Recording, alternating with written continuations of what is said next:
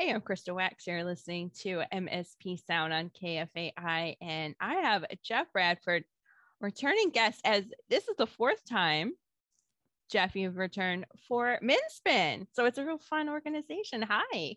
Hi, Krista. Good to be back. So I'm a record setter now. Yes, you are reigning champ. You've been on the show the Oh, most times. whoa, I hope that's good. I think so. Well, thanks for having me back again to talk about Men's Spin. I appreciate it. Absolutely. It's such an important program.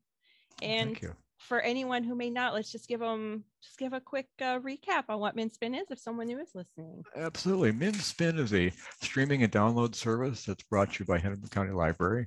We offer it from our website. People can go in and listen to, well, let's see, we've just added 130 artists this week, brings us a total of over 400 artists, all different genres, very diverse, interesting music, paid for by the very kind friends of the Hennepin County Library. It's kind of like, I like to say, it's kind of like Spotify or SoundCloud, but it's just for Minnesota. It's all Minnesota music. Ooh, I like that. It's a nice Mhm. little spin on it. No pun Yeah. intended. Um, but it is. Wow. So it's really exciting. New batch of artists, 130. How many submissions? When did submissions ended in February or March? We have the same cycle we've been doing. We'll be doing this for 4 years. We're in our fourth year. Usually we have the same cycle where we ask for artists to submit. And I'll tell you, we'll talk a little bit later of how the process works. But they submit a song from an album, say in February, and then it goes to a curator team a little later in the spring.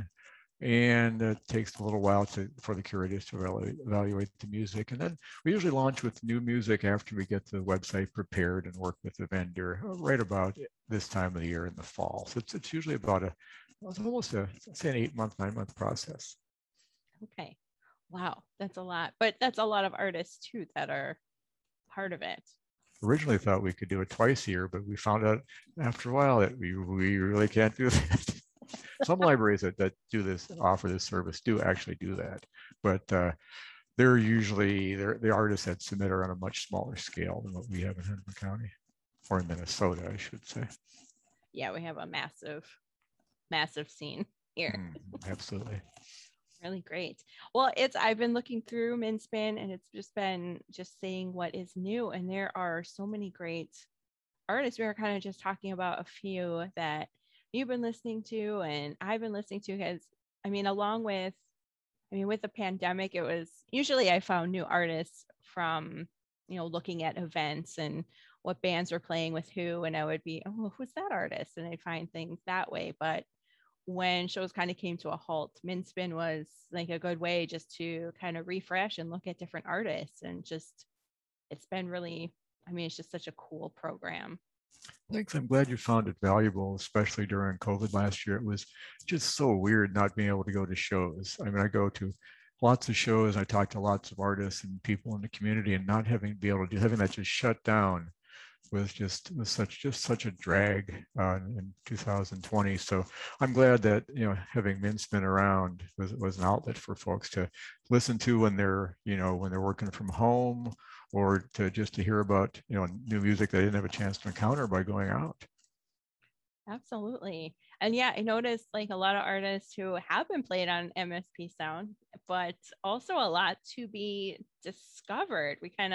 You're always good at kind of scanning a playlist and saying, oh, yeah, that's a Minspin artist and that's a Minspin artist. And yeah, there's just such a wide variety. We're really lucky at how many, what's happening in our scene. I know I said Yeah. that before, but Oh yeah, I totally agree. It is fun to post on your Facebook when I notice that you've got Minspin artists on the roster on your playlist for a program. It's fun to just say, oh, Chris has got like 7 or 8 Minspin artists tonight. That's so cool. do And I then hold the record? well, I don't know. Sin Collins, Yes, has and plays quite good. a few Yes. too. Yes. So, but you two together you might access a good at least third of our collection over the years. I bet. I think so. I think you're right. Yeah, I'm just kind of looking through the list right now. It's like Larry Wish. We have Static Panic, Sister Castle Theater, Sig Cell, Gully Boys, Nerdy, Aerospecs. Strange Relations, Marie and the Coins, Annie and the Bang Bang. Gosh, it's an incredible, an incredible list. Thanks. It was fun this year to have a focus, somewhat of a focus on reaching out to the veterans and the music scene around the city, around the state actually, and having a chance to them come aboard to send a song in to our curator team and have it evaluated, as well as going for our what we're always looking for is our mission to increase diversity. And so we're always looking for those artists as well. So it was cool to target the vets, the well-known names, as well as new folks that otherwise you probably wouldn't have a chance to hear of unless they're played on MinSpin or on shows like yours. Yeah, was there anything, did you have, I think you may have just said this, but did you have more submissions this year than you were expecting? And do you think, I mean, COVID had something to do with it where people wanted to get their music out there? Well, that's an interesting question because you would think that would be true. But actually, our submissions were down just a smidge this year. And I think it's because a lot of artists I talked to said, man, I am so bummed. I don't even feel like picking up a guitar. You know, so many people, some people, you know, took advantage and recorded. Some artists had told me how they got in the studio and spent their time doing that when they couldn't play gigs. But a lot of artists said, man, I just can't do it. You know, and some folks I know really enjoy performing. So many folks I know really enjoy being on stage and they just love that. Having that taken away was just like a shock to their system. So I think that's why our numbers were down. But in inverse proportion, though, the friends of the library who support MinSpin and pay our artists for being part of the project decided to allow us to bring in 130 artists this year. Usually it's 100, but this time they allowed us to bring in 130, which is just so awesome to be able to do that. That's very exciting. Thank you. So you're ready for next round submissions. I'm just kidding. All right. Actually, it's never-ending cycle. Right. The friends have agreed to once again fund us for 2022. So we'll be starting that process up in February, looking for 100 new artists for 2022. Oh my gosh! Congratulations! That's very thank you. exciting. Yeah, they're awesome. I can't say enough about how good the friends are. I didn't realize you mentioned earlier that other states are doing the same program too. I thought it was just unique to Minnesota. No, there's a vendor we work with, and they actually do. It's so cool. They do what we needed them to do. They connect a local music scene with a library. So you see them now, and oh gosh, they're in Seattle, they're in Austin, they're in some cities with great music scenes.